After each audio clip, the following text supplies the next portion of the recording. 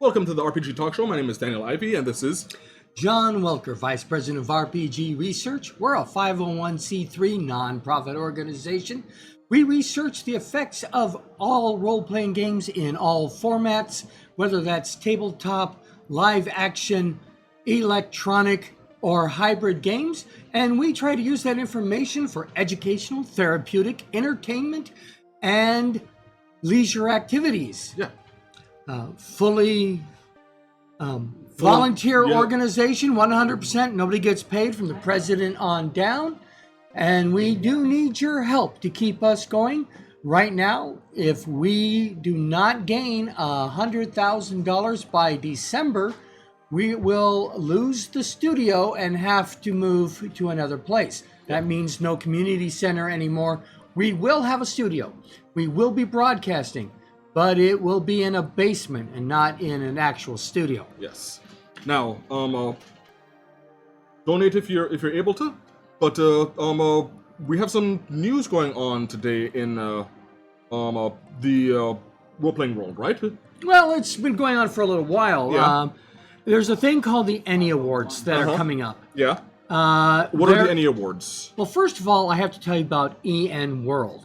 Okay. EN World is a news outlet, and it is specifically was first put up to tell people about Dungeons and Dragons 3rd edition. Mm-hmm. As the news was coming in of how everything was developing, and then it covered 4th edition and 5th edition, and it broadened out to cover all role-playing games. And news are they the same ones that have the forum that has a whole lot of things going on? Do they have a very active forum? They have an extremely active forum. Then that's how I know them. Okay, that's EN World. EN World. So they have developed an award called the Ennie Awards. ENNIE. Okay. You can find these at EnnieAwards.com. And I was amiss, because when we were doing some unpacking, I haven't mentioned that some of the products that we have seen are actually nominated. Oh, that's awesome. So I'm just going to go, in enwards.com/2024-nominees, and I'm going to point out a couple of our favorite products. And when I mean our, I do mean mine. Yeah. You could throw in something if you feel like it, but Judges Spotlight winners, the Essence 20 Role-Playing System Field Guide to Action Adventure Crossover Sourcebook, Power Rangers, G.I. Joe, Transformers, is one of the books that are on that list. The funny thing is the G.I. Joe, Power Rangers, and Transformers books all linked together. You can play them together as one game. It's an entire system, right? It is an entire system, but a lot of people might not be aware that My Little Pony is in that same universe. Yeah. One of our modules that we showed off was a crossover between G.I. Joe, Transformers, and My Little Pony. Does that mean that I can play Sergeant Slaughter and defeat Megatron with the power of friendship? No, they're not Care Bears. No, friendship is magic. Okay, I'm getting my IPs mixed up. Okay. So, Best Adventure, long form. I'm going to point out Call of Cthulhu, Alone Against the Static, which is the latest of the solo RPGs. Alone Against the Static? Correct. It's a modern day. Ah, okay. And we'll talk more about Call of Cthulhu and its use in modern day and other time frames. Oh, yeah, we're going to touch back upon that. And I am not a fake fan. No, he's real. Watch. Ow! Yeah. All right. Heckna's campaign book, which is still a Kickstarter, I believe. Looks good. I can't say it's one of my favorites, but I thought it was worth mentioning. Okay. Short form, Eat the Reich. Reich as in, which Germany, Nazi. Historical German era that affected the world? Yep. Yeah, okay. And again, we'll talk more about the history stuff later. Yeah. But One Shot Wonders, which was one of the books that we showed off during our free RPG day look at, let's see, best aid or accessory, Historica Arcanum Empires of the Silk Road soundtrack album. Ooh.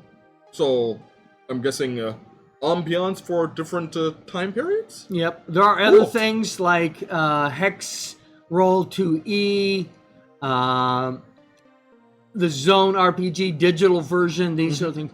Best aid accessory non-digital. This is one of my favorites. It's only $100. So somebody watching, please send that in. It really belongs in our museum and in play. What am I talking about? The Arkham Investigator's wallet. It is a actual wallet, leather wallet from that time frame, and it is filled from everything from ticket stubs to fake money to investigator cards to Nice. yeah. It has so many props in it. It's worth $100. Okay, I mean, I'd probably be interested in that, but I tend to prefer to make my own props than just buy props, because then I can customize it. Because I've well, you've seen my my kit for Top Secret New World Order. Yes. I have a wallet in there, RFD blocked. I created a But I noticed you got real handcuffs.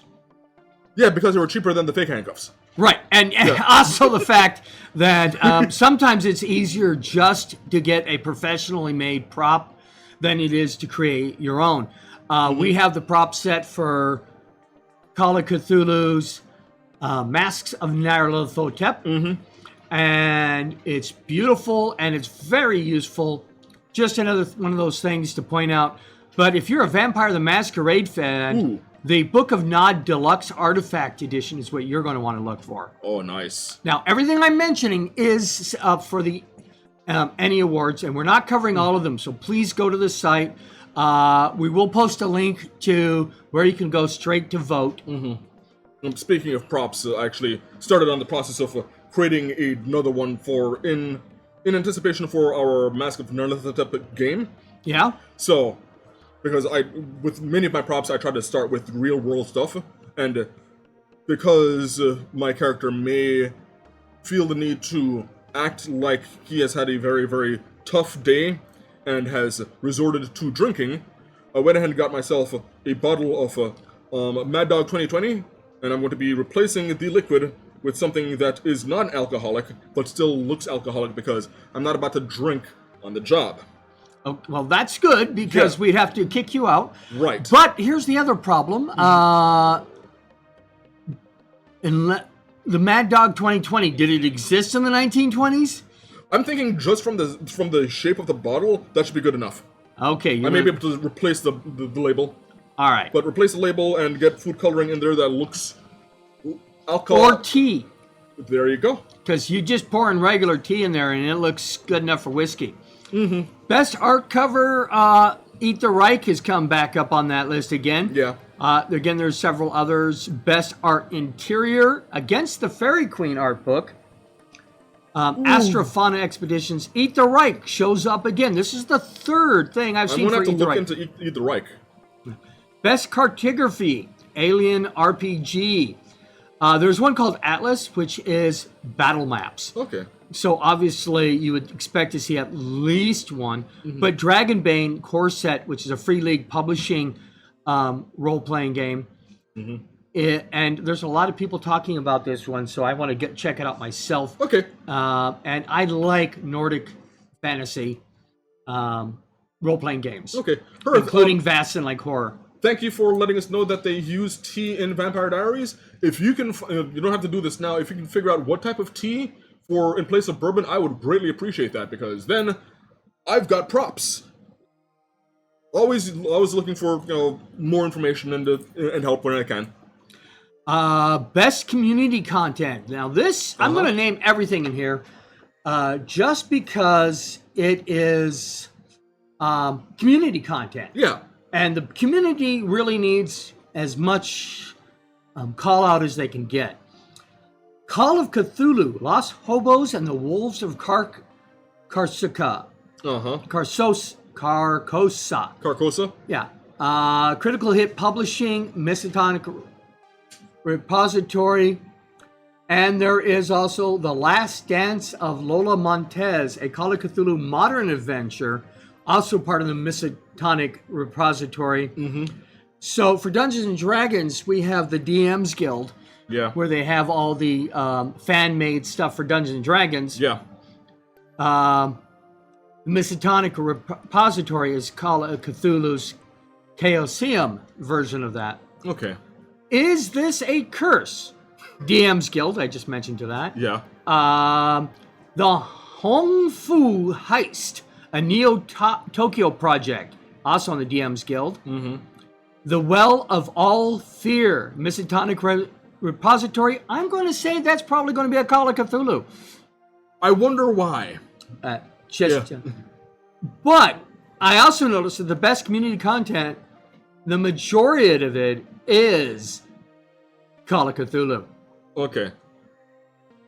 Best family games, If I Were a Lich Man.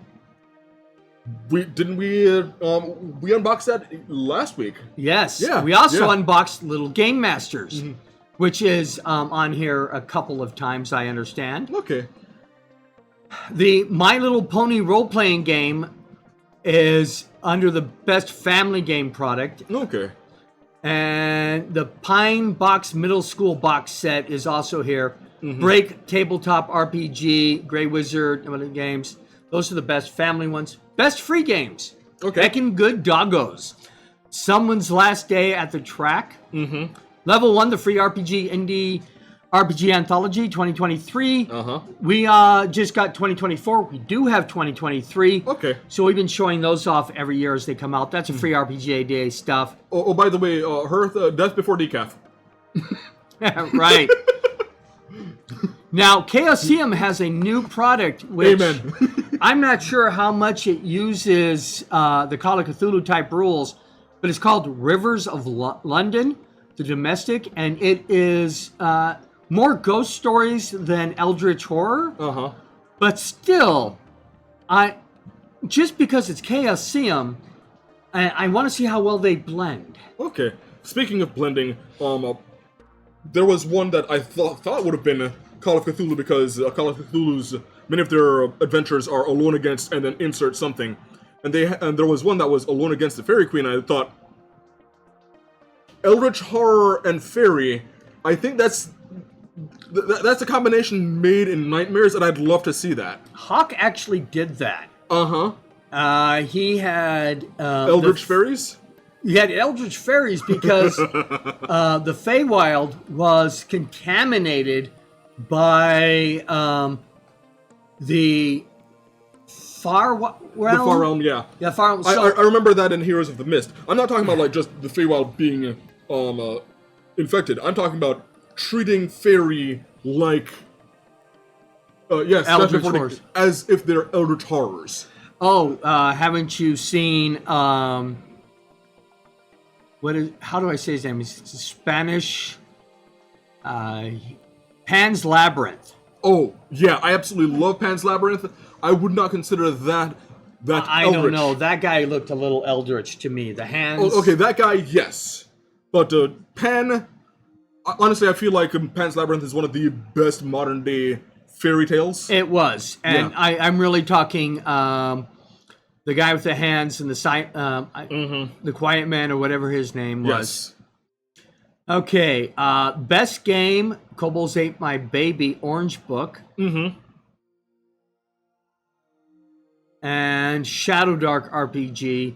But there's a lot of other ones. I'm trying not to take up the entire first section with everything here. Best layout and design, Break, Tabletop RPG. Not the Encore book, Shadow Dark RPG. And one that's just called Teeth. By the way, Pan as in the satyr? Pale Man, yes. Yeah. Although he doesn't really use pan flutes in Pan's Labyrinth. You're right. Yeah. Oh, have you seen Pan's Labyrinth? I don't think you'd say drat to Pan's Labyrinth. He is an impeccable character. I'm not going to say whether he's an antagonist or a protagonist, because, like a good fairy tale, you can't exactly tell. Other topics include best online contact, best production value. Arkham Investigator's Wallet, of course, is on that list. Yeah. Vampire the Masquerade, the Book of Nod, is again because it's a prop. Yeah. It's a great production value. Best RPG related products, Experience Points, The Lost Chapter from Monster Aliens and Holes in the Ground by Exalted Funeral Press, Kobold's Guide to Role Playing, My Little Kobold Plush, RPG Stamps. Now, this is the 50th anniversary of Dungeons and Dragons. Yep. I don't believe this is from WeirdWorks, so it's not the same ones, but the UK and the United States are doing 50th anniversary Dungeons and Dragons stamps. I know that I went to my grocery store a couple of months ago and asked because they sell stamps, whether or not they had those, and I am happy to say that the cashier was disappointed that they didn't, which means it's coming out. It's coming out, but unfortunately they're not going to have it, but the cashier was aware of it, so... Right, excellent. Yeah. Mm-hmm. I'm going to order those from the post office directly, and I'm also going to order the UK ones. Okay, cool. That'd be good for the museum. That's the point. Yeah, that's the point. So you want to be a game master? Everything you need to start your tabletop adventure for Dungeons & Dragons, Pathfinder, and other systems by Page Street Publishing is the best related project. Best rules. Let's see if there's any of our famous Pathfinder Player Core. Yeah. That's the new stuff with all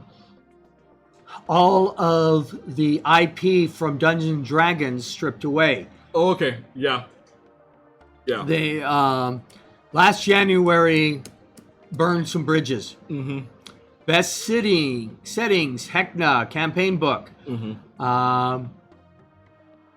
Pathfinder Lost Omens, the Kianzia World Guide, and the Valley of Flowers by Phantom Mill Games. Best streaming content. We're not on the list, so I'll just skip all those. Best supplement. Alien RPG, Building Better Worlds, Not the End Stories, Griffin's Saddlebag, Book 2. I have all the information from the Book 1. It's magic items, and it's fun. Best writing, Call of Cthulhu, Alone Against the Static. Kobolds Ate My Baby, The Orange Book. Koriko, Magic Year, Musketeers versus Cthulhu, Nightfall Games. Musketeers versus... Yes, we will talk more about that kind of stuff later on. Interesting. Now, Product of the Year, I'm going to have to say all of these because they're Products of the Year. So this is the biggest category. Okay. CBR plus PNK Augmented by MythWorks. Ether Reich, Rowan Rook and Descartes. Yeah. Koriko, A Magic Year by Masshold Press, and Koriko was part of the best writing list. And by the way, yes, as in Four Musketeers, but the novelists, well, they couldn't count. There are 4 Musketeers in that story, not 3. Well, it really should have been called 3+1. Yeah, I know. The 3 Musketeers learn math. No, they don't. No, they don't. All right. What they do is YOLO across Europe. Outcast Silver Raiders box set, Historic Ludology LLC, Not the End, Mana Project Studio, Outgunned, Two Little Mice, Salvage Union, Leyline Press, Shadow Dark, RPG, The Arcane Library, The Valley of Flowers, Phantom Mill Games, and finally, I'm not sure why this is here on again, but Vampire the Masquerade 5th Edition, the Book of Nod Deluxe Artifact Edition by Renegade Game Studios. See, with the amount of times that the Book of Nod, and I've played some Vampire the Masquerade, I am somewhat familiar with the Book of Nod. I want to make a knockoff Book of Nod, where it's a prop, it's a Book of Nod, it's for vampires, but it has vampires Sleeping? Sleeping. It's all about 3 vampires and Inking, Winking, and Nod, but only Nod was able to, Blinking, Winking, and Nod, but only Nod was able to stay awake long enough to write his name on the cover.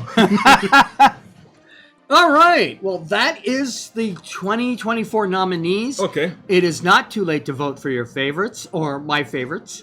Yes, a flip book of a nodding vampire, and not just like sleeping, just like he's like, yeah, probably like in my old history classes where it's just really boring. And the victim is just like, really? You fall asleep? I mean, I'm right here. Yeah. Yes.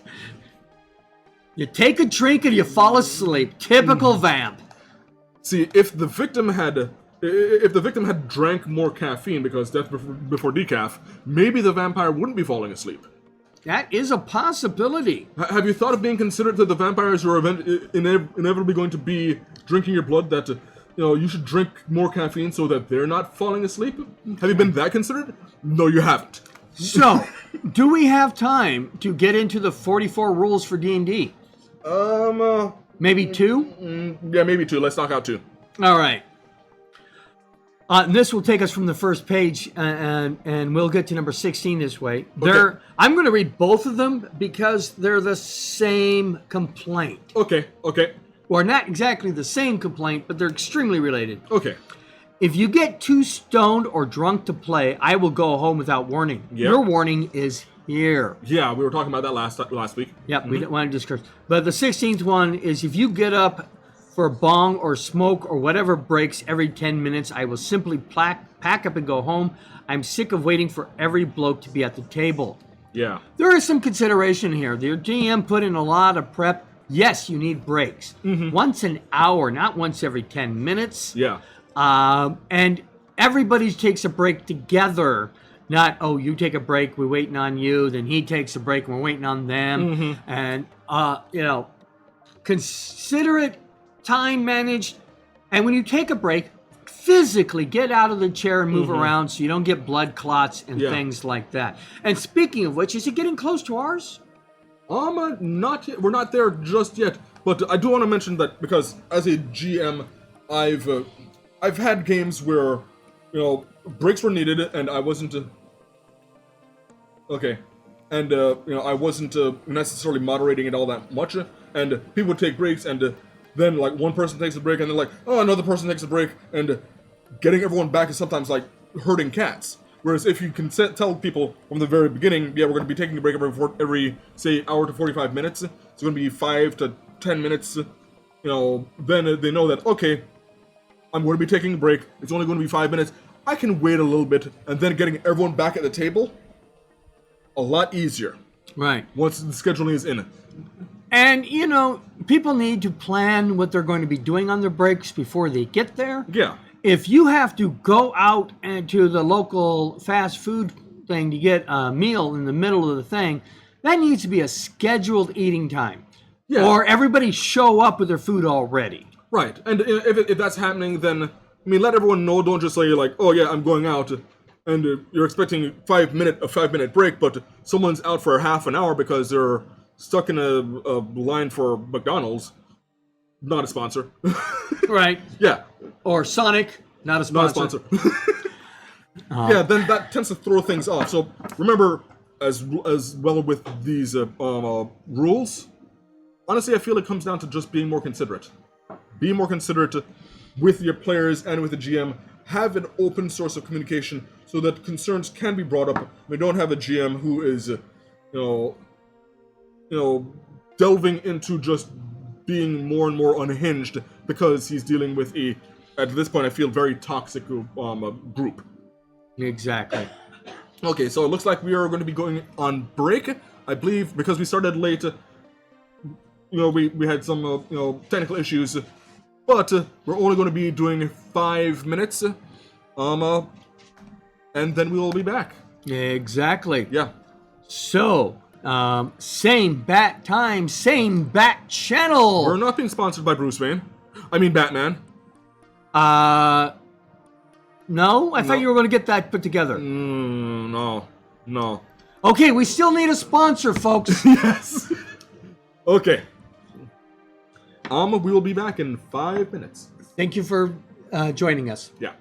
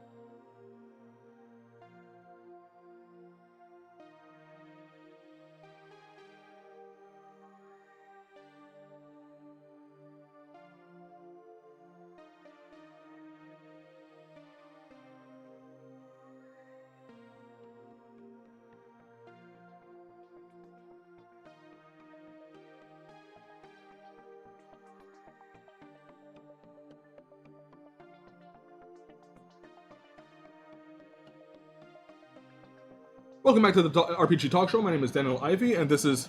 My name is John Welker, Vice President of RPG Research. Find out more at rpgresearch.com. We are a 501c3 nonprofit organization, and we do wonderful things, but check us out on the website and find out what those wonderful things are. We are going to start our main topic, which is... histories, historical fiction and the overlap with role-playing games. Right. Now, historical role-playing games, any role-playing game, most role-playing games could be played in a historical setting. Yeah. From Dungeons and Dragons. And I believe Dungeons and Dragons has its origins in historical settings. Well, they have its origins not in historical settings, but in historical wargaming. Yes. And the first rules that were even close to Dungeons & Dragons was a game called Chainmail. Yeah. By Gary Gygax and Jeff Perrin. And then they came up with a supplement called It's an add-on to Chainmail. Which allowed for fantasy-like troops. But it wasn't role-playing. It was still wargaming. Yeah. Then they decided to do actual role-playing with individual troops. A single person meaning a single person, not a single figure meaning 10 or 200. Right. And so they came out with, in 1974, Dungeons and Dragons, what we now call OD&D. Yeah. Ironically, it required ownership of Chainmail to properly run OD&D. And I believe there were some other additional rules where they would reference other rules from other supplements. For example, I believe, what was it? Exploration rules reference another set of rules. Okay, Exploration was for a board game. Yeah. Called Survival. Yeah. And it was a hex crawl game that was a standalone thing so that you could, and I had a copy of this. I wish I knew where it was. I think Hawk might have a copy of it. Yeah, I think I've seen it before. Yeah. But Survival was using actual wilderness survival techniques to explore and survive the board game. Okay. And they suggested in the Dungeons & Dragons rules that if you want wilderness adventures, use the rules from Survival. Yes. So we know that Dungeons & Dragons has its history in historical, call it, I guess, reenactment? Wargaming can be considered a reenactment. Yeah. Some people did a lot of, we're going to do the Battle of Waterloo the way it happened. Yeah. And a lot of times it's, no, let's do a little bit of speculative fiction, speculative history. Yeah. And we're going to see what would happen if they crossed at a different place. What would happen if they had different people show up or used different tactics? Yeah. Would it have ended differently? So one of the, I feel one of the benefits of exploring histories like that is not only do you have like, let us, sometimes celebrate or, what happened, but also analyze what happened. Right. Certain instances of history to get a better understanding of it. In officer school and the Air Force, Marines, the Army, they all do war games to analyze not only old battles but speculative battles that have not come up yet. Yeah. And hopefully never will. But not everything is battle oriented. There is an argument that a lot of history is written by the battles that we partook in, but I feel like that is a very narrow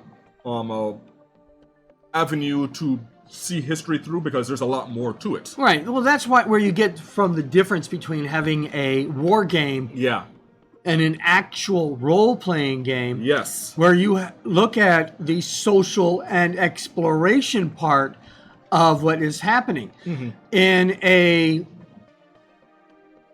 client game that we did, we reenacted one group of people doing the long walk. Yeah, which is a very controversial and bloody history in the United States. Right. It actually happened. It's not historical fiction. The historical fiction was that we actually had a better outcome than what happened in real life. And by the way, history is not written by the victors. History is written by the survivors. Correct. Yeah. Because there's more and more we are getting to the point where history is being written from multiple point of views. Yes. As opposed to just the what made us look good. Yeah. There were the one view of the long walk would have been we were saving these savages from themselves who are raiding each other. What set off the long walk was that we had a no raiding rule. Yeah. And a couple Navajos, not all of them, but a couple Navajos raided some Apaches. Yeah. And that was the final straw. Says, you guys won't behave yourselves. We will take care of it ourselves, and we march it. Now, it was a horrible thing that happened. The outcome and the cultural impact of this event is still being felt today. Yeah, it was devastating. It was horrific in multiple definitions. Right. Yeah. But do you think your understanding of the long walk, because you did a role-playing game based around that scenario, is better than if you had just read about it in a book? So, my understanding of the long walk was already, I think, fairly, Comprehensive?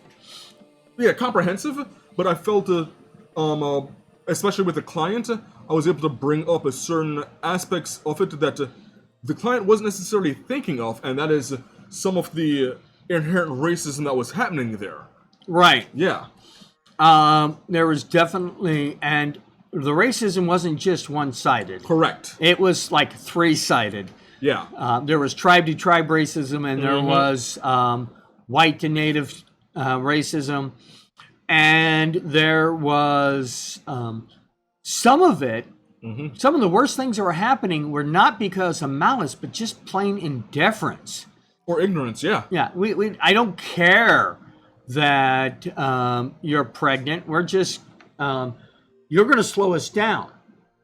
Yeah. And that's actually where the story started. Yeah, that's where the story that you developed started. And I feel like this is an important aspect of, historical, settings, is, analyzing not just, and I kind of realized this while, figuring out, okay, how we're going to tackle this concept, is it isn't just, okay, this is a history, but it is an exploration of the culture at a specific time and place.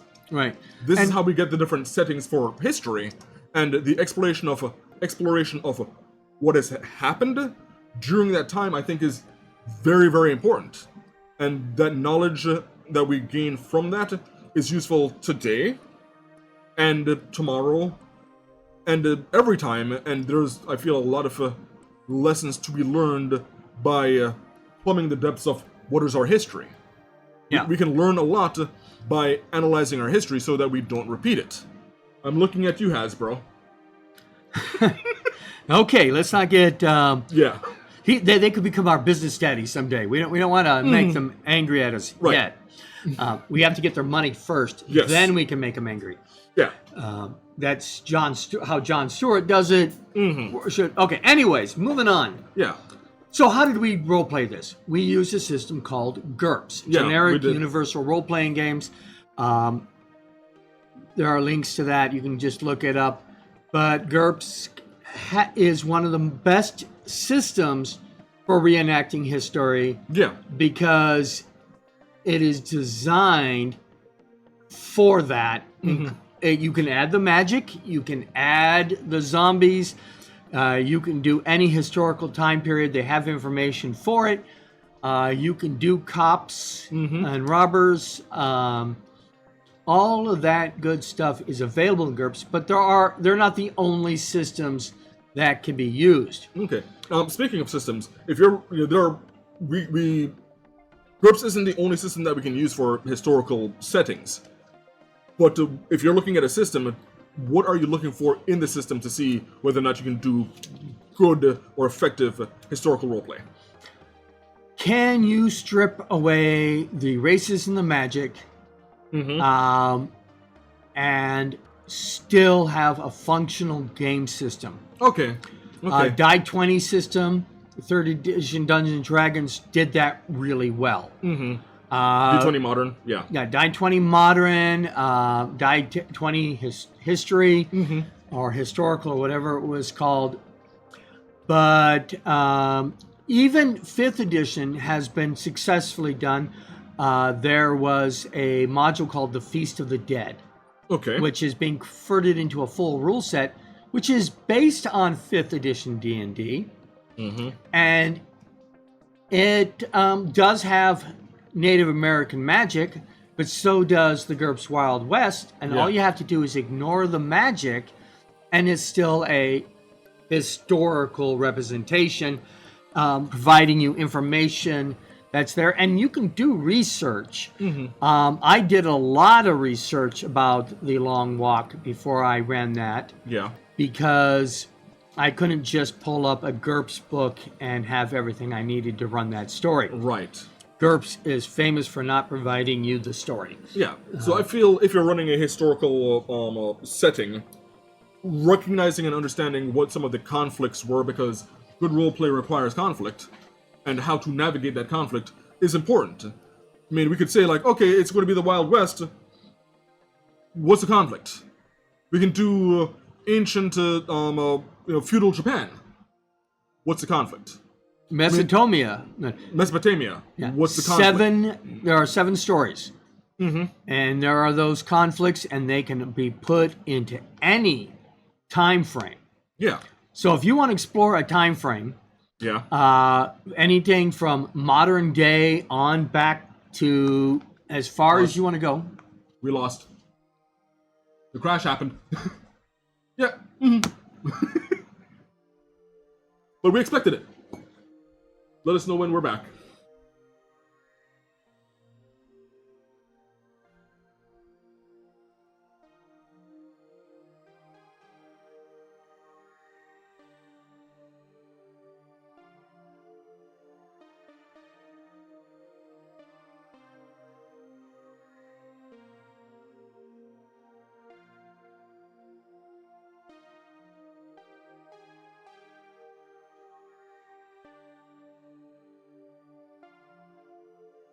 We had a bit of technical difficulties. My name is Daniel Livey, and this is John Wilker, Vice President of RPG Research. We are discussing. Yeah, I'm disgusting, but we are discussing historical role playing. Yeah. We've talked a lot about fantasy. Yeah, we have. We talked about westerns as a genre, romance, and all things. And as usual, all of these settings and things can be mixed and matched. Yes. You can have romance, horror in the Wild West. You can have science fiction in my Dungeons and Dragons. We can put the peanut butter and chocolate and raspberries all in the same cup. Yeah, we can. But you mentioned we were talking about searching for conflict in historical conflicts to really drive the story. Now that content that conflict can obviously be find a story of a conflict or something that happened and replay that. The Long Walk had its own built-in conflicts and story and NPCs and other things and events that happen and things. But you can also choose a conflict when you're writing a story. When I originally was going to do the Long Walk, it was not going to be about the Long Walk. That was just supposed to be a prequel idea. That was a big prequel idea. That launched into its own story completely. The whole thing was supposed to be about a conflict with people finding silver on tribal land and thinking that, well, I need that money more than the tribes do. Yeah, there's a few historical conflicts that I can think of where it is centered around they find new resources and then it's a rush for those resources. We've got the 49ers, and the Gold Rush. There's also an anime that I know of that is centered around Japan and Russia. Right. Yeah, called Golden Kamuy, where they were gold panning in Asia. They found a gold vein. So And who owned it? And who had rights to it? Yep. A really good resource if you want to do historical role-playing game is television and movies. Yeah. Everything from Gladiator to Deadwood to Seven Samurai. Yeah. So there are tabletop RPGs that recreate real history, high society, and war. Yeah. There's a good article on Screen Rant that's called Tabletop RPGs that recreate real history, high society, and war. We'll have a link for that. Some of these you would not have heard of. Okay. Because these are not big company games. For example, The Price of Coal, a storied game of labor rights by Jennifer Addock, is set on the 1920 uprising in West Virginia coal workers against unfair labor practices. Carolina Death Crawl, published by Bully Pulpit Games, is another card-based RPG. This was a group of soldiers trapped behind Confederate lines during the American Civil War. The Long Walk happened during the Civil War. Yep. And believe it or not, the atrocities were being done by the good guys. It was the Union Army. Yeah, the Union. Yeah. Night Witches, published also by Bully Public Game, used powered by the Apocalypse system to let players tell stories of fictional avatars in the aviators. Not abattoirs. From the real-life 88th Night Bomber Regiment, which was all-women Soviet airwomen. Yeah. And another one you can go to easily if you want to grab stories. There are African-American stories in World War I, World War II, and the Wild West that can definitely be told. Good Society. It's a Jane Austen RPG. Published by Story Brewers Role Playing. Players in the shoes of gentlefolk and aristocracy in the 19th century Regency area, England. You can also, of course, do what is it called? And Zombies. Pride and Prejudice and Zombies. Yes. Yeah. But that is more what we would call alternate history or speculative fiction. Yeah. And that's when we get to lists of ones such as, believe it or not, there's a tabletop RPG known as Castle Falkenstein. It's not just a computer game. And it is a steampunk, and TRPGs go together like bread and butter. You can look up Castle Falkenstein. This is also a article called The 10 Best Alternate History Tabletop Games from The Gamer at thegamer.com. Link in the doobly-doo. I'd be tempted to run a character in a Castle Frankenstein as Falkenstein. As Frau Bruher, because I'm a huge fan of Young Frankenstein. Right. Or Frankenstein. Yeah. The Mel Brooks movie. If you haven't seen it, watch it. It's wonderful. And this game was done in the mid-1990s. Kenzer and Company did Aces and Eights, Shattered Frontier, which was a more realistic Wild West. Okay. Now, other Wild West ones that were out there, of course, were not Deadwood. was a TSR Wild West one whose name I should already have on top of my head because I looked at Shame it. on you. Shame Yeah. on you for not remembering. Shame. Yeah. Cling, Cling. shame. Yeah. Okay, Hammer and the Stake. Uh-huh. This was Dracula and his horde of Nazis. Okay. I feel Vlad would not have appreciated the Third Reich. Yep. Deadlands, which is a Western, but it's got zombies and things like that. So they're alternate histories. Again, you can take one of these and just read it. Ancient Rome. Boot Hill. Boot Hill, thank you. That is Yes. exactly the story that my brain could not think of. And that was the first Western RPG, by the way. Okay, awesome. Ancient Roman isn't commonplace to find TRPGs, let alone alternative history. But there's one called Fulminata. I'm not going to try to pronounce that. Yeah. And that was set in historical Rome.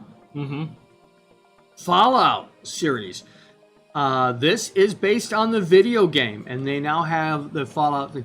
So, 1950s, we had the Red Scare. the Red Scare Yeah. and the Cold War. But what if in the 1950s the Cold War went hot? Oh, see, this is going to segue very well. Oh. Everything okay? Is there something I should know about? So, segue into one of my favorite games, which works, I think, very, very well in historical. Yeah, you're not touching the Fallout fandom with a 10-foot pole. You may want a 20-foot pole for that one. Well, and a radiation suit. And a radiation suit. Speaking of that, one of my favorite RPGs is Twilight 2000. Right, which is as close to a historical role-playing game that was set in a non-historical event. Yes. And yet, it's historically accurate as far as the equipment, the tactics, and it's a very realistic alternate history that you can put into any real-world setting that happened in the 80s and beyond. See, one of the things that, and I'm going to use Twilight 2000 and my experiences with this as a wonderful example of why exploring these concepts are important. Because Twilight 2000 has a lot of crunchy rules for weapons and war and vehicles and everything and survival, and I can see a lot of people who would really want that getting into that, and then they realize, oh, it is super easy to die. And despite all of those rules, let's try and avoid combat because I don't want to die. Yeah, it's like I said, it's realistic, and which means that a single bullet will end your day. It can, yes, very easily. And there's rules where, I'm in a tank, bullet still went through it. Depending on the bullet, depending on the tank. Some, not all tanks are created equally. Right. And these rule sets definitely looked into that. Yeah. And that's very, if you want a game that is going to be a historical simulation of how to survive in a combat zone, this is it. Yeah. And by just using older weapons, you can use the same system for older combats. Right. And this is one of the things that I enjoy about speculative history and role-playing games that tackle them well, is it really challenges what your preconceived notions were of that time. I mean, imagine a role-playing game set in the civil rights era, but everyone is African American, and you have to deal with the racism. Right. Suddenly he's like, I need to be able to get certain supplies, but you're not allowed here. And this is one of the things that I've seen. It's an issue that I've had with a lot of things going on with modern role-playing, where there's a lot of sanitizing. And I'm not saying that racism is good, racism is bad. But acting like racism wasn't a thing especially in a historical context. Right. I feel like, no, we have to talk about that so that it doesn't come back again. 1930s Harlem, which has its own books for Call of Cthulhu. Yeah. Mask of Nyarlathotep has parts that happen in there. And it is suggested that you can rainbow wash it and pretend that everybody got along, or you can deal with it in a realistic yet sensitive manner.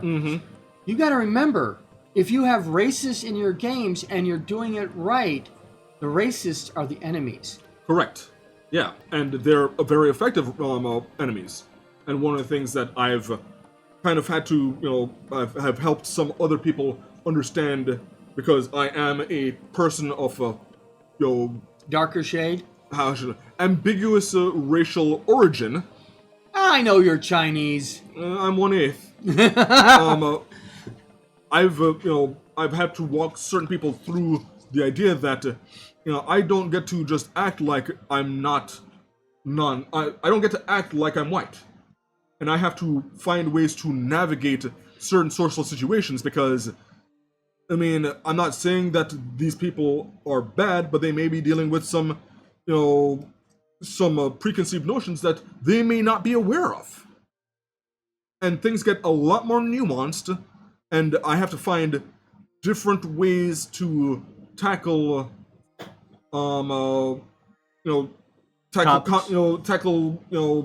conflict or solve problems.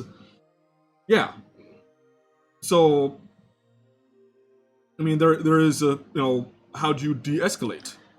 No, I'm Cuban, not Mexican. Oh, And- no. There's a close colleague of mine who at first thought I was Mexican, and I am no part Hispanic. You are more Hispanic than I am. Yes. Yes. But you were in Florida. Yeah. People assuming that you were Mexican and not assuming you're a Cuban? Correct, because I didn't speak or act like a Cuban. But I can pass on the outside as Hispanic. Right. With a name like Daniel, I have lost count of the amount of times that someone has said, "Oh, your name is Daniel, you must speak Spanish." I am not Hispanic. I'm not born from a Spanish-speaking country. I don't speak Spanish. And when I do, or try, it is horrible. It's a crime. Yes. All right. So, yeah. But back to role-playing games. Yes. So that's an important thing to bring up, Yeah. is that how do we deal with uncomfortable topics? Yeah. Misogyny, racism, imperialism, all of these things. And my opinion is you deal with by acknowledging them. Yeah. And if you don't like misogyny and you don't like racism, remember that just makes the bad guys more fun to beat up. Right. Or yeah. And this is one of the things that I do not like, the sanitization of our media, where we have these very difficult concepts and topics that should be talked about, but now we can't because some people are uncomfortable. Yeah, we have to acknowledge that it is uncomfortable. Give people the opportunity to consent as to whether or not they're going to take part in it. Especially in your role playing, we need the Right. consent. Yeah. We are playing Call of Cthulhu set in Harlem, There's going to be racism. and you don't have to participate. Correct.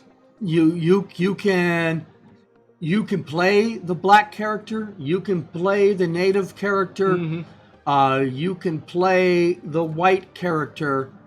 There are people that, like Eminem, was raised by the black community that he lived amongst. Oh yeah, and Eminem, I think, is a wonderful example of how should I put this?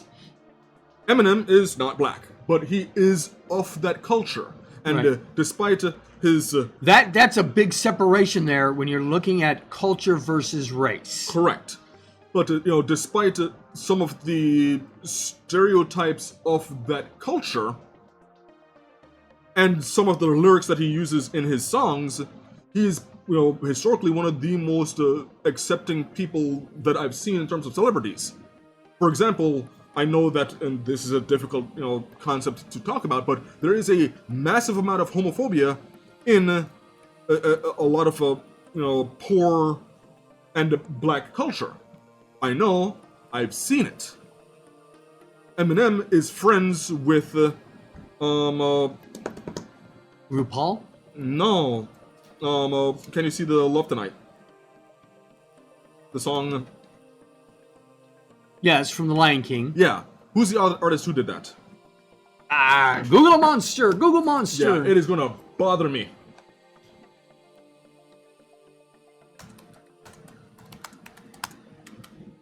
And we apologize for my mind, my brain farting on me. Elton John. Elton John. Yeah. Eminem is friends with Elton John. Elton John acknowledges that Eminem has, in good faith, had some fun with the fact that he is gay and openly gay. And, Right. There isn't any animosity Elton between John them. gay, not Eminem, just to make Correct. sure we get the Yeah.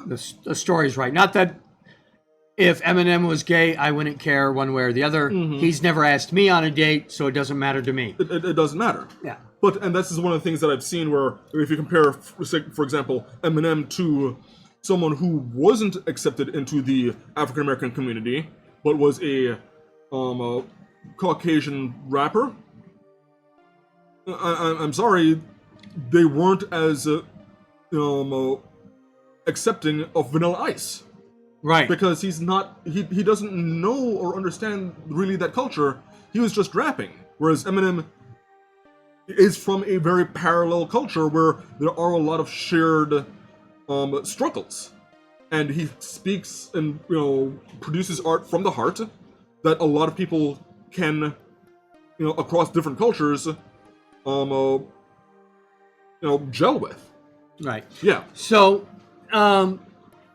when we're discussing historical things, Yeah. there are things that we want to shy away from only because of consent. Yeah. Yes, the Japanese in China at a certain point were committing atrocities. Yes. But we don't want to discuss those atrocities in graphic detail without the consent of the players. Right. Let's just say that this particular event was so bad that even the universally acknowledged villains of that particular war, there were members of that who were saying like, okay, that's too far. Exactly. Yeah. So let's give you some more examples. Speculative fiction. Call of Cthulhu, as Yep. we have already mentioned, is great for historical role-playing. Yeah. They have it great set in many things, everything from the Roman age to the future. So we have modern Call of Cthulhu, Regency Cthulhu, Wild West Cthulhu. Yeah. There is a Cthulhu-like game called Never Going Home, which is horror and heavy magic. Yeah. And it is the same type of themes that you would see in a Call of Cthulhu game, but it's a different rule system. Where World War I was worse than... Yeah, World War I was horrible. It was. But when you start adding undead and strange magics, Yes. it becomes a little bit harsher. So Yeah. why I'm recommending Call of Cthulhu for historical games that aren't speculative fiction? Because when you strip away the monsters and the magic, It's a the really rules- robust system. The rule system works. Yes, it does. You don't need... Call of Cthulhu does not need all the Eldritch stuff for it to work. And it's one of the things that I absolutely love about the system. You can run Call of Cthulhu, the system, straight and have a procedural or historical fiction or anything without necessarily dealing with, and now, we've got, say, Azathoth, the blind idiot god, waking up and everyone going mad. Now, You do not need Eldritch horrors for sanity checks. and when you do that, when you strip away all that horror, what are you left with? basic fantasy role-playing game. Yeah. No, not basic fantasy, just basic role-playing game. Yeah. Which is the engine which Call of Cthulhu is laid on. Yeah. The zero, what is it called? Year Zero system is a generic system.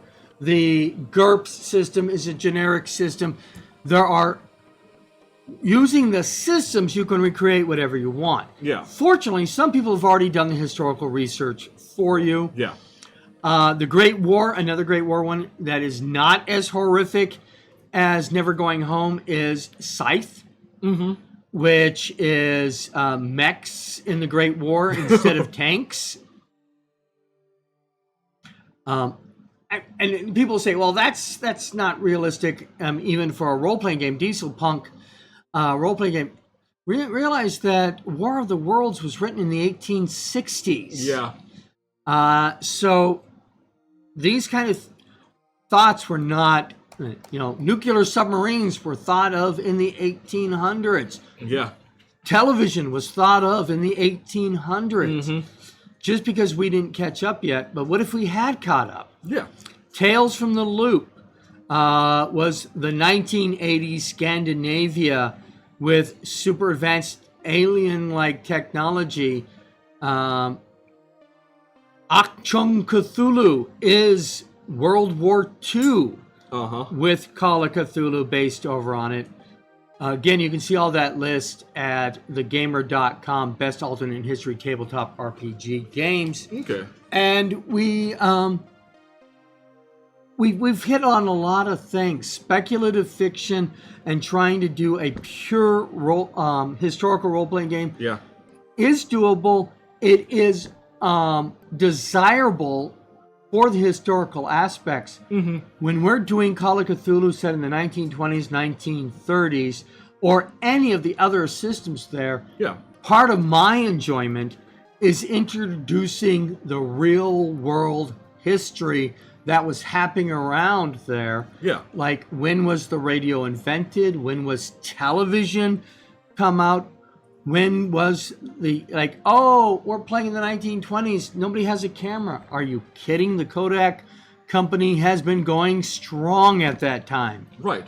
And I feel like you can also take in certain historical events and let loose your players on this event, especially if, for example, we're talking about the end of the Victorian era. Right. Have your players trying to figure out who Jack the Ripper is. Or the Fortunian papers, which was discussing things like, why was it raining fish or frogs? Correct. And, now we know. We now know how that happened. But can you imagine living in the world and trying to figure that out? Right.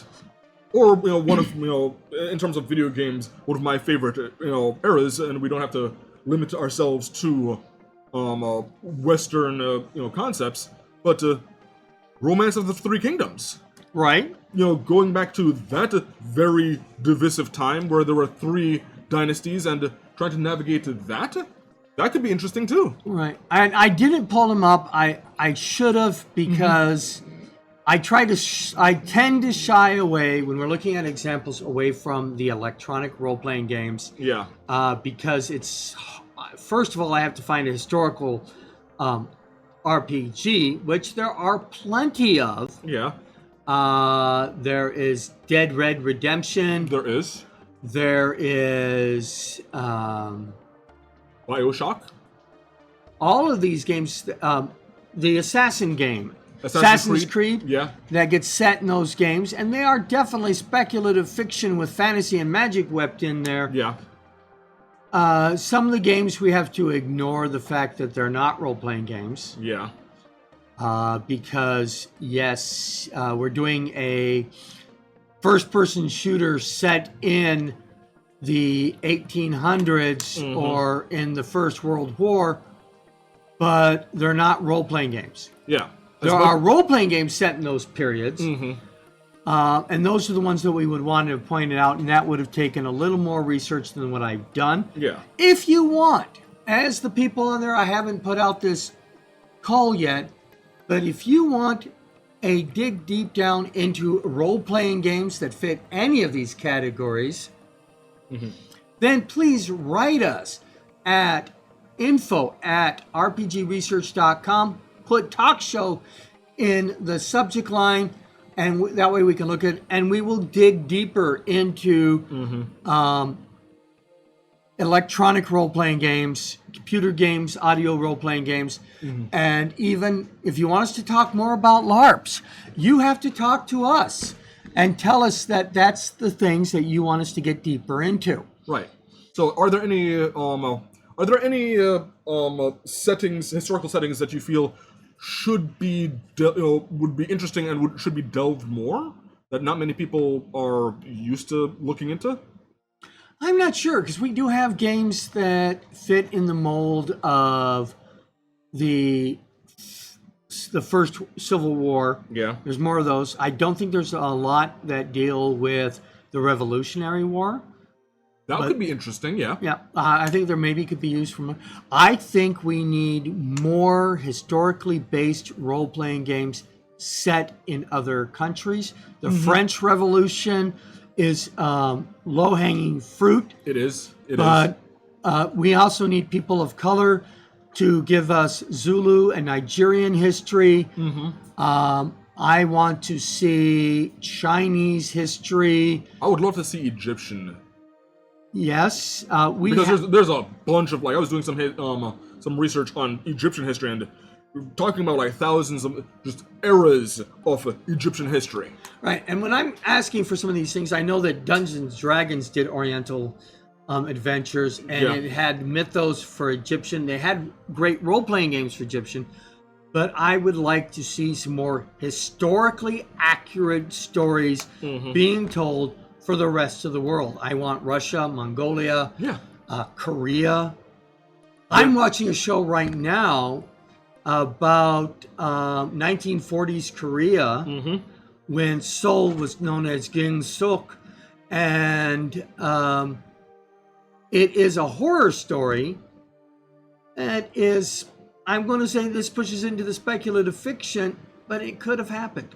Yeah, and I feel like, because I am, although I do like researching and looking into other cultures, I admit one of the reasons why I do that is because I like learning some new things, and one of the things that I some time ago came across is that there is animosity between, for example, South Korea and Japan.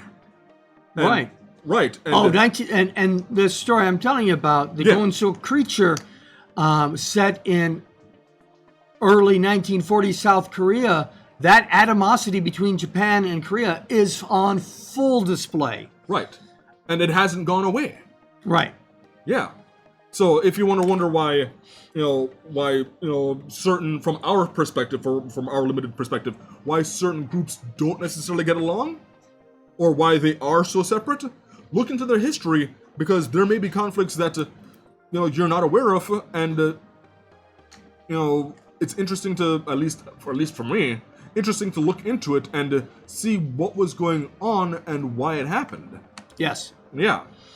I want more Native American cultures put online. There is Fox and Crow is great, but it insinuates that the colonists never came around. Yeah. One that I would absolutely love to see is Aboriginal. That is stories that we are not seeing. Yeah. So, we're going to be taking a 15-minute break. We're now on our regular break schedule. And then we're going to get into Traps and Riddles. Traps and Riddles and some unboxing after that. Yes. Please join us for that. Tell your friends to show up. We've got things to talk about. Yeah. And thank you, Hearth Homes, again for all of the little pieces that you put in there. Yeah, we greatly appreciate it. That makes my brain look like I'm smart, or at least I can trigger the smart people to actually post the correct information for us. Yeah. It helps us not stink up the airways with our very frequent brain farts. Again, I'm John Wilker. This is RPG Research's talk show. And I am Daniel Ivey. And we will see you in 15 minutes. Yeah.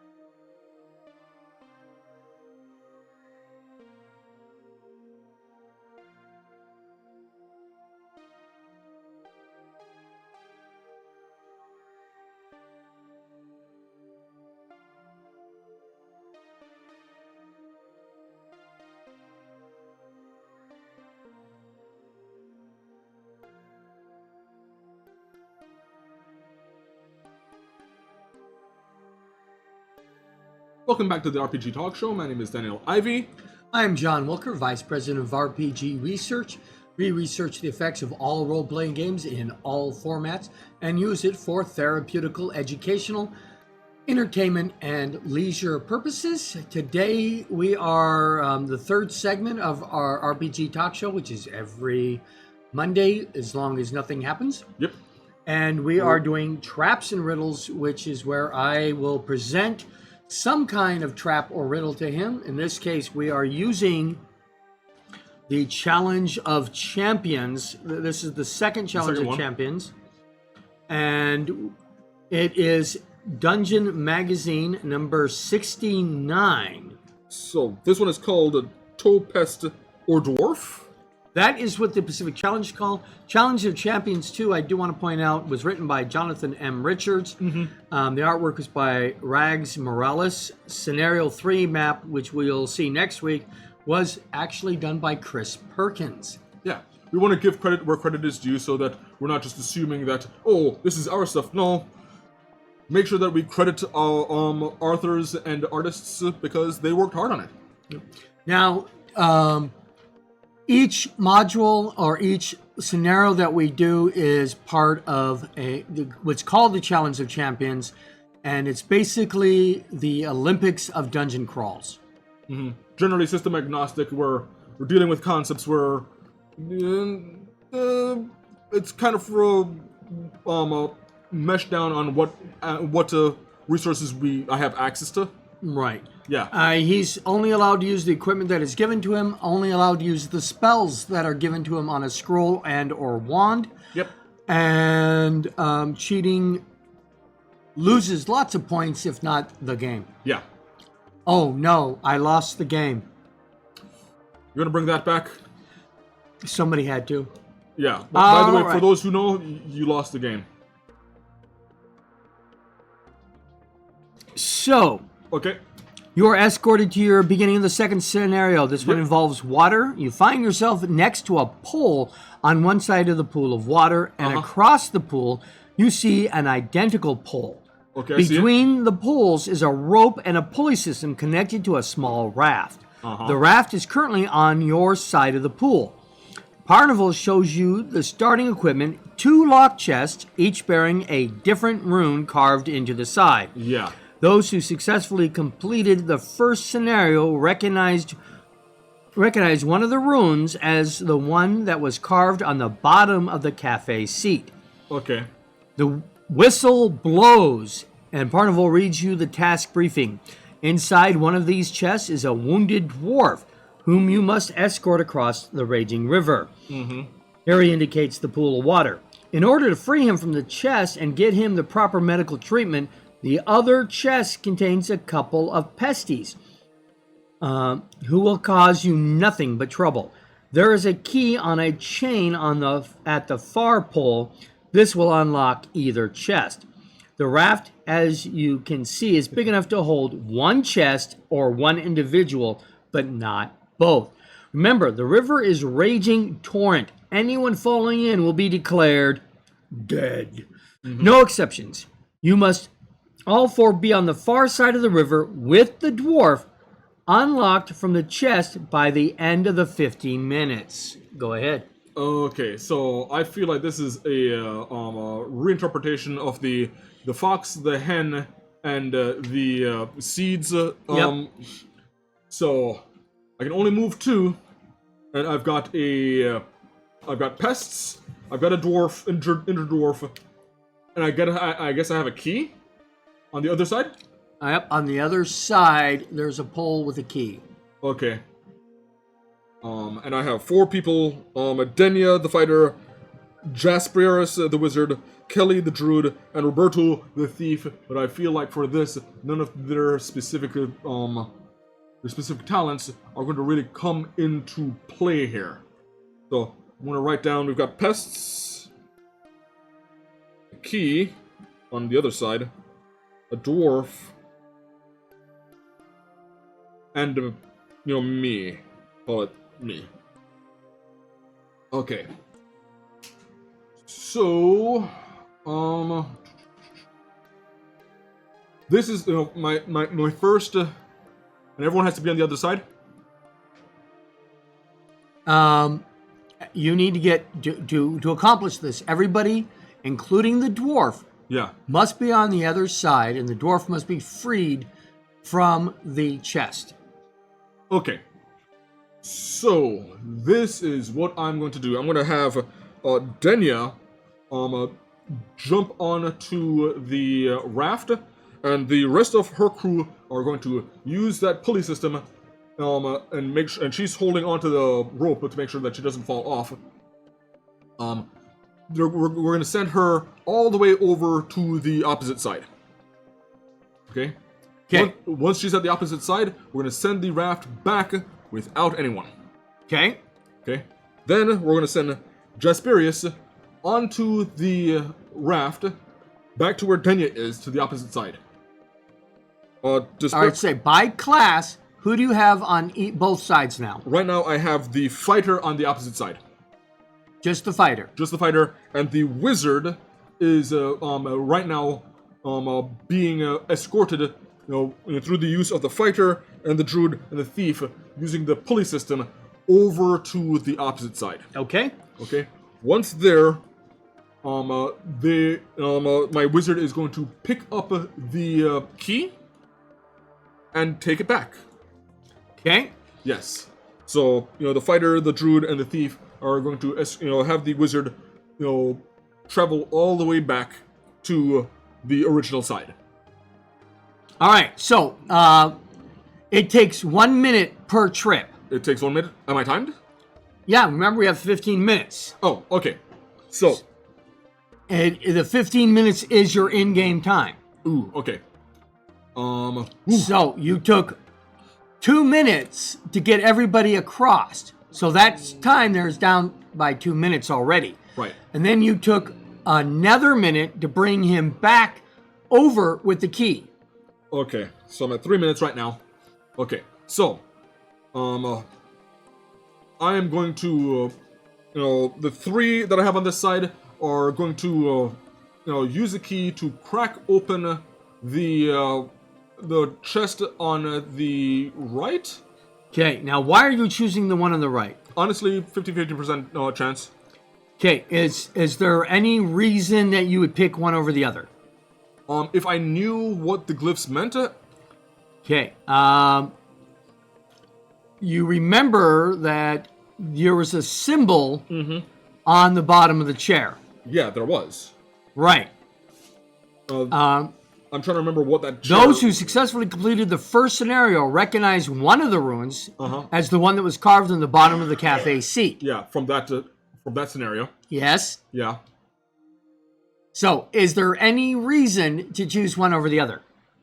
Not that I can think of. Right now, I'm just cracking it open to see if is it the pest or the dwarf. Okay. So, since we're doing it randomly, Yeah. then it's the pesties. Okay, I'm immediately shutting it and locking it. Okay. As soon as you open it, though, you get pelted with fruit. Okay. Because there's several of them. They push the lid open, and these fae just pelt you with rotten fruit. And then you close it and lock it again. Okay. Okay, locking it. Okay, so I'm then going to, with the three people, grab the other chest, put it on the raft with the wizard and the key. Okay, won't fit. It won't fit? You can have the wizard or the chest, but not both the wizard and the chest. Okay, so we're going to put the chest. Okay. Okay. You find that it takes 2 people to move the chest. It takes 2 people to move the chest. Okay.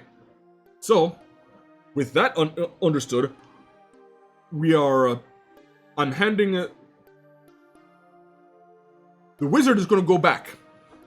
Okay.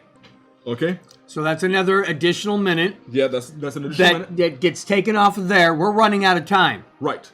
Okay. We're gonna, bring the empty raft back. Does that take another minute? Yes. Okay. And the 2 people that I have on this side is going to put the chest that we've identified the dwarf in. Put that chest on the raft.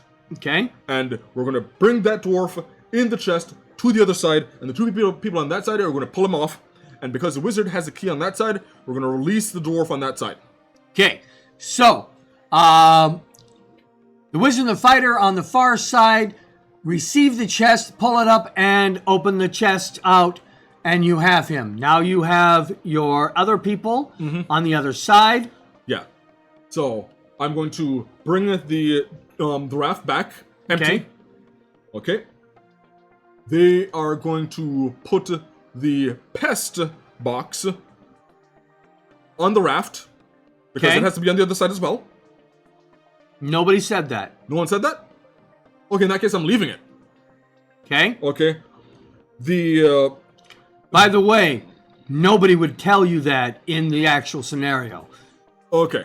You would have made that mistake and taken the extra time to do it. Thank you. I appreciate it. Okay. The druid is going on next, and the druid is, with the help of the thief, the wizard, and the fighter, being escorted to the other side. So that's another thing. Once they're on the other side, empty raft comes back. The thief is going to be the last one that comes over. And now we've got a dwarf, a fighter, a wizard, a druid, and a thief all on the other side. Okay. Now, stop the timer. Whew. Does the amount of extra minutes you put on there equal or less than 6? So I've been tallying this, and I'm at 9 minutes. So it took you 3 minutes more than you had the time for. Yeah.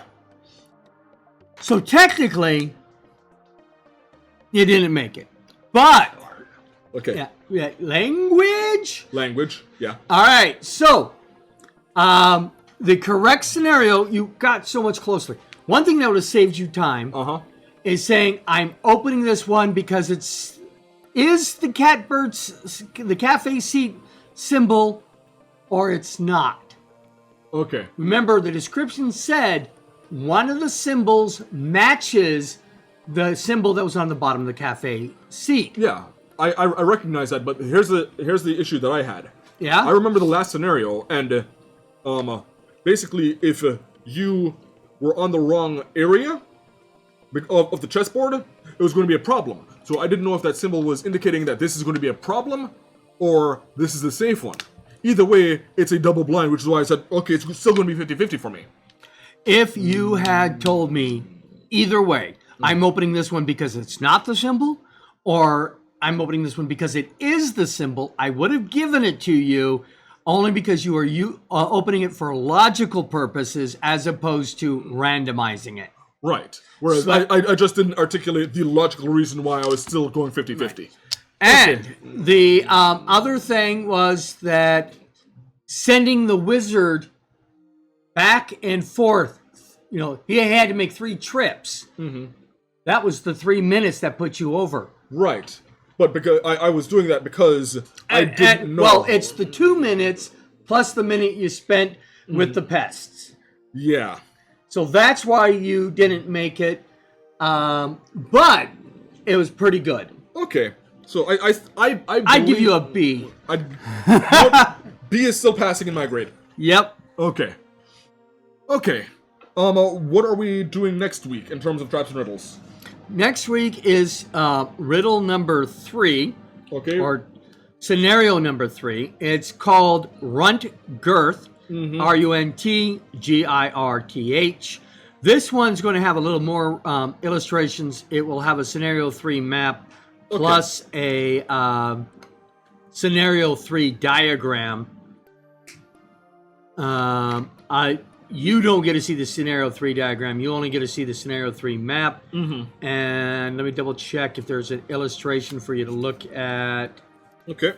No, there's just, you get the map. Okay. I'm guessing I'm still using the same characters? Yep. Okay, I'm going to see if in the meantime I can come up with some personality for these characters. Excellent. Yeah. Maybe give them a voice or something. I don't think people want to hear my voices yet. Yeah, every one of them would be Russian. I'm not that bad. Only one of them would be Russian. Okay. Yeah. All right, so we did because of the reductions. You're right. We went over the time limit, and that's okay. Not every one of these scenarios are going to be that easy to do. Yeah. So we need to take a 1 minute break, or as quickly as you can, set up the unboxing. There's not a lot to unbox today, Right. so we can talk a little bit more about each object that we're unboxing. Yeah, actually, I don't think it's going to take me that long. Let's get this out of the way. And we have this one. Yes, Let's put this over here. There we go. I got this at Uncle's in the Valley. It is specifically for the children, but we'll talk about it when we have all. So you're just ready to start? Yeah, I'm ready to start. All right. So we have here my first adventure, Finding the Dragon. This is done by who? This is done, it looks like Playroom. Okay. Read the By stuff Alpha in the Pro? back of the box. Read that Okay. out loud. So that says, today you're setting off on an incredible adventure. Today you're going to roam the land to find and befriend a dragon. Up at the top is some statistical information that might be useful for people who want to run this game. For one player or team, 30 to 45 minutes playtime, ages 3 to adults. So it's kind of a solo adventure. Yeah. Assuming that your 3-year-old can read sufficiently to do that. Yeah. Okay. So, let's see here. Let's crack this thing open. There we go.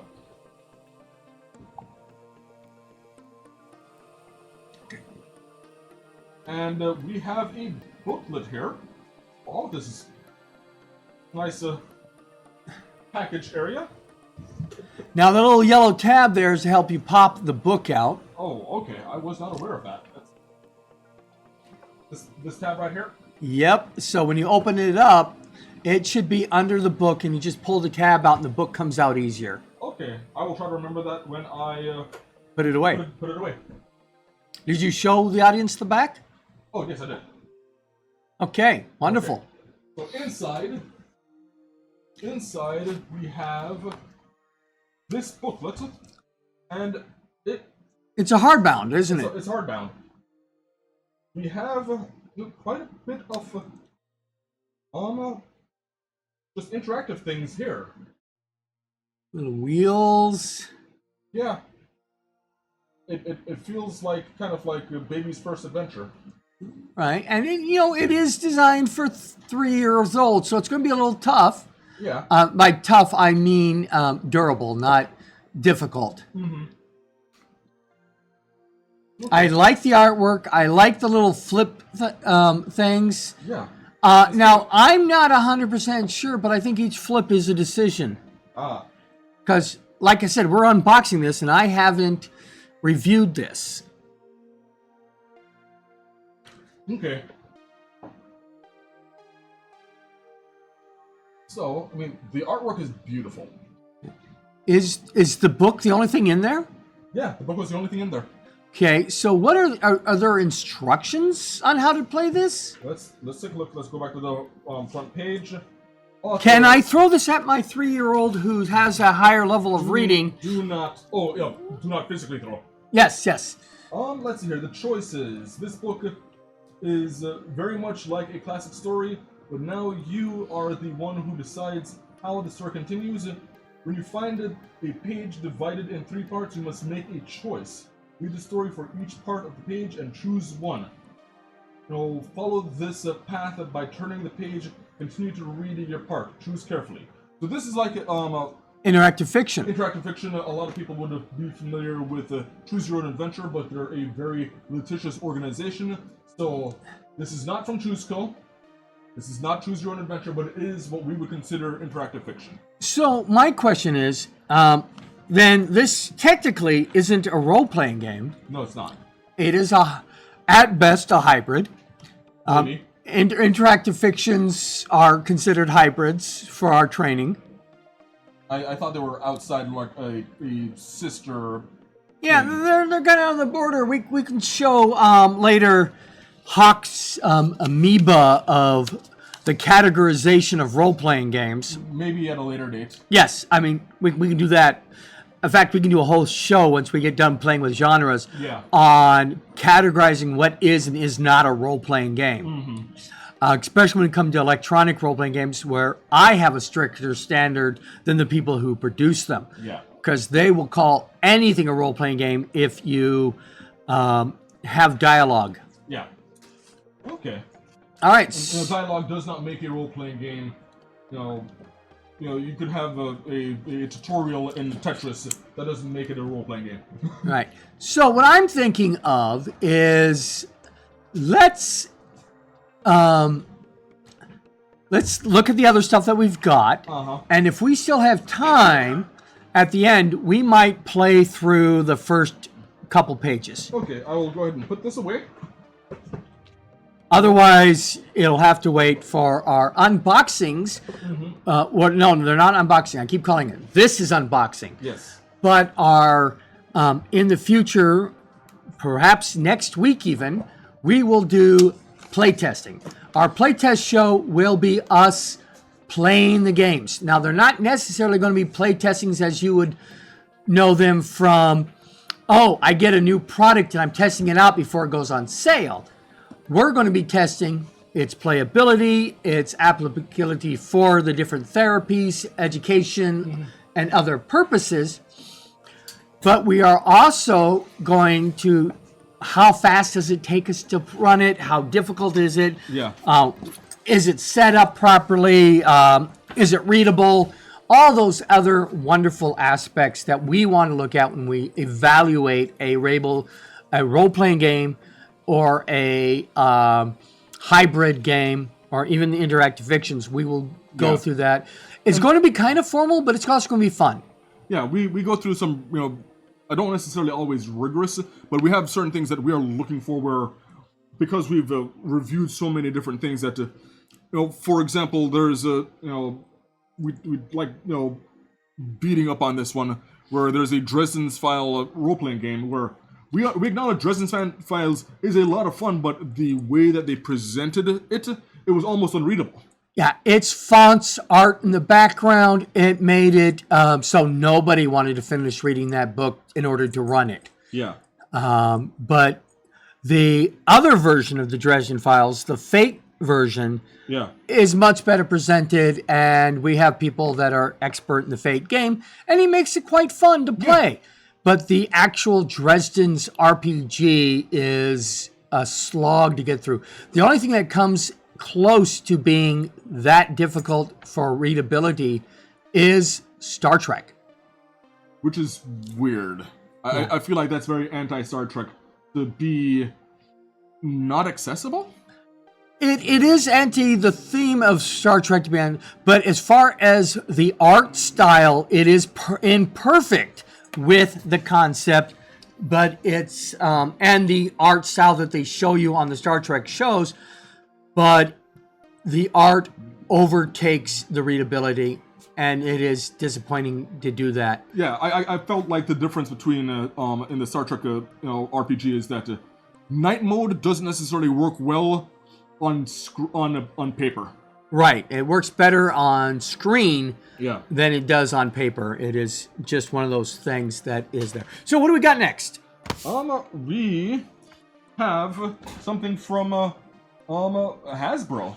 From Wizards of the Coast, yes, owned by Hasbro. Yes, we have. This isn't out yet, is it?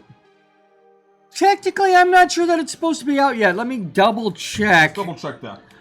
Some people get early access to things. Yeah, some people being John Welker. Here. And that's only because of my relationship with merchandising with Wizards of the Coast. I used to be a Wizards of the Coast delegate. Yeah. So I was basically, my job was to demo games for them all the time. Yeah, this is Quest for the Infinite Staircase for Dungeons & Dragons. The art is beautiful. We've got a flowing character Seems to be. He's a genie. He's a djinn? Yep. So it releases in 10 hours. In 10 hours. So you will be able to buy this tomorrow if your store hasn't made any mistakes or anything like that. Oh, right at the back here, they have a little emblem for the 50th anniversary. Right. This is actually the last of the 2014 modules. Oh, it is. So, and how I designate it as being the last one, because it's next thing that gets released is the player's handbook, and it's still using. If you'll open it up to the monsters in the back. In the back. Okay. You will see that the format is the 2014 format. I see that. I believe the new 2024 format has already been released. It has been. Yeah. So this is the old format. This is the old format, which means this is the last 2014 rules compatible. But here's the good news. Yeah. 2024 is supposed to be 100% compatible with 2014. Yeah. You can take your characters and your modules and run them as is. You are going to want to switch. If you have the 2024 rules, they say you're going to want to use them. Yeah, and I've been keeping track with a lot of the playtests and whatnot. And for the most part, I've been very, very happy with the playtest stuff that they've been doing and how they've been updating the classes. Right. Now, on the D&D Beyond YouTube site, you can watch all these preview videos where they discuss the changes to all the new classes, the artwork, the change to the dragons. And there's also a list of sites you can go to where they talk about, like, say, the new monster manual stats and the stat books. They haven't talked a lot about the monster manual because, well, you got to publish the player's handbook first. Yeah, and I believe the monsters manual is going to be next year. Correct. Right. Now, the Quest for February. the Infinite Staircase, what is this an anthology? It is an anthology. Okay. So the premise behind it, the other premise behind a similar anthology was Tales from the Yawning Portal, where you would go down into the Yawning Portal and instead of exploring Undermountain, you would be taken to other places. Okay. And those were a lot of Greyhawk modules.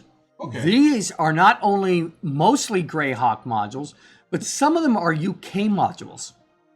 Oh, okay. So I'm looking at the chapters here. We have the Infinite Staircase, which is chapter 1. Yeah, the Infinite Staircase is the premise which the book is held on. Right. The genie that you see on the cover there is answering wishes and sending adventurers through the doorways that are on the Infinite Staircase to answer the wish. Okay. And then chapter 2 is the Lost City. Okay, the Lost City is a Greyhawk module. Okay. Then chapter 3, When a Star Falls. UK. Okay. Chapter 4, Beyond the Crystal Cave. UK. Chapter 5, Pharaoh. Believe that was a Greyhawk module. Okay. Chapter 6. Could have been a UK though. Chapter 6, The Lost Caverns of... I'm not about to pronounce that. That is Tsoj... Zothkan. Zothkan. Now, the first module, actually, I want to correct. Beyond the Crystal Cave, I think that may have been a Greyhawk module. Oh, that's chapter 4. Yeah, you can. Okay. No, the first. What you said, the first one and the second one. What was the second one? Is When a Star Falls. No, the Lost City. The Lost City. That was chapter 2. Yeah, that's chapter 2. Yeah. That's the first module. But what's the next module? When a Star Falls. I'm not sure if When a Star Falls is a UK or a Greyhawk module. Okay. But they're either UKs or Greyhawks. I can actually look that up while you continue to read. Okay. And then finally, last chapter, chapter 7, is Expedition to the Barrier Peaks, which I've heard of before. Yeah, that is a Greyhawk. And the neat part about that is that it is... you got science fiction in my fantasy. Yes. You are exploring a downed spaceship. Okay, I'm trying to figure out exactly what's the the level ranges for this? Each module is different. Each module is different? Yes, and they are in order. Oh, their updated adventure is designed for first level characters. Yes. That's Lost City. That's the first one, and then the last one, I think you have to be 11th. Okay, so Star Falls is for 4th level characters. Beyond the Crystal Cave is 6th level. Arrows for 7th level.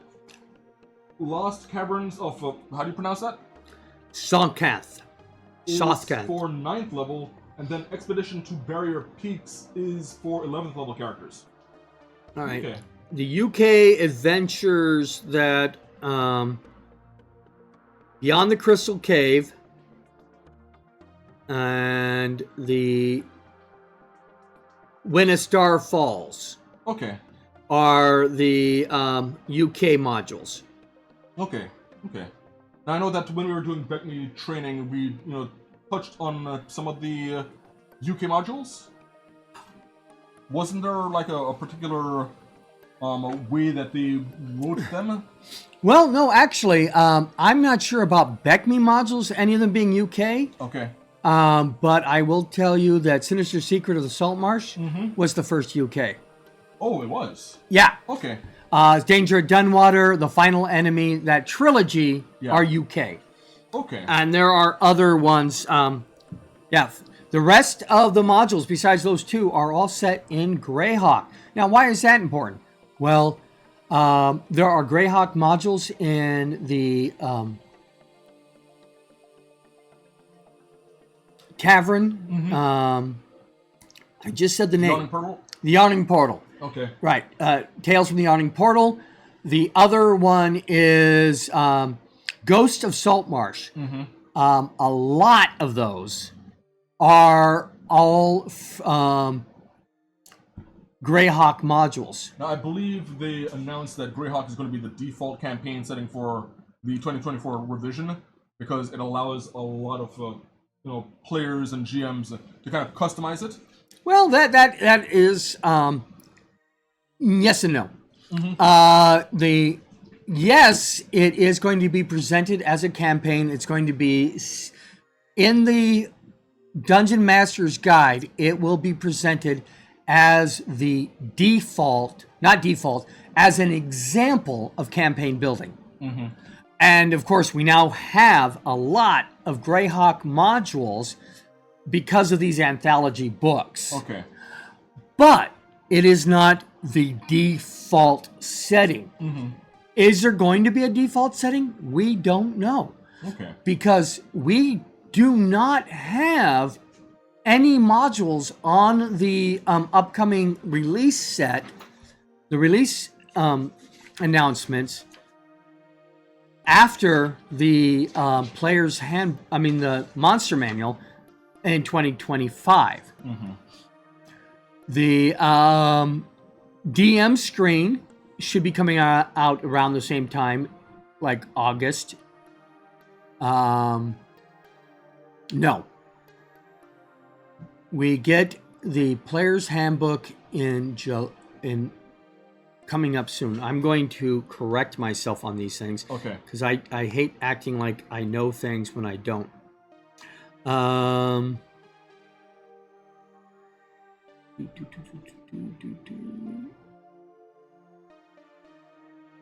Rule books. No, that's not what I want. Marketplace. Rule books. Core rules. All right.